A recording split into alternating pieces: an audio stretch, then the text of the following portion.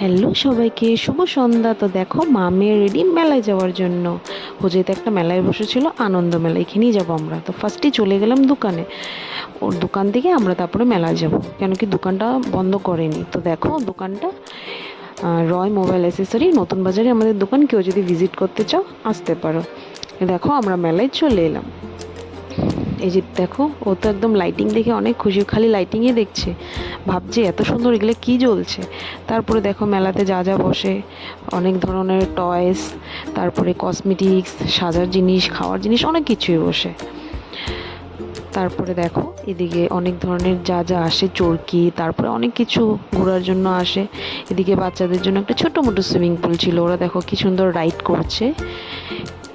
তারপরে দেখো এই যে গাড়ি বাচ্চাদের জন্য, তিতিলি তো ছোটো, ও বড় হলে ও বলবে মাম্মা আমিও চলবো।